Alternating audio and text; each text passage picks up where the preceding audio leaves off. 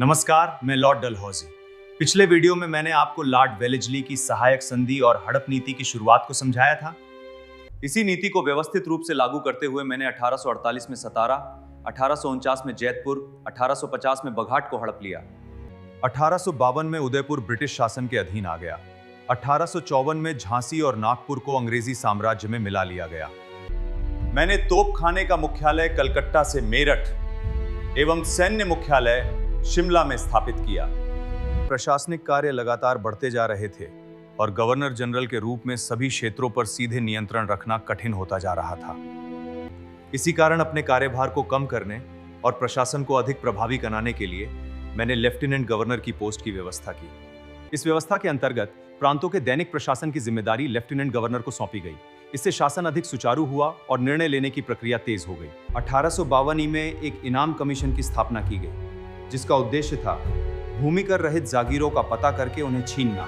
भारत में मुझे रेलवे का जनक माना जाता है। मेरे ही समय में 16 अप्रैल 1853 को बंबई से थाने के बीच 34 किलोमीटर लंबी पहली रेल सेवा शुरू की गई है। 2 पैसे की दर से भारत में कहीं भी पत्र भेजा जा सकता था।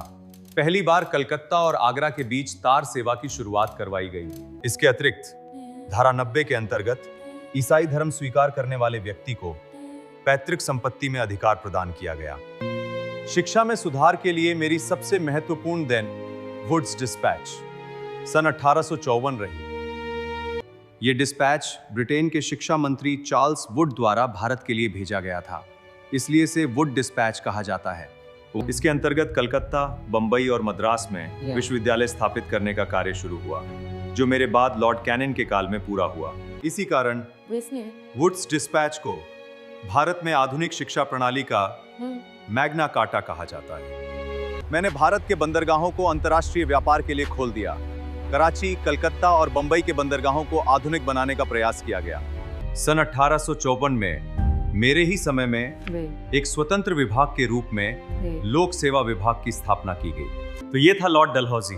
अच्छा लगा तो लाइक और सब्सक्राइब जरूर करें और एमसीक्यू प्रश्न बनाने के लिए हमारा टेलीग्राम चैनल ज्वाइन करें। लिंक कमेंट बॉक्स में है।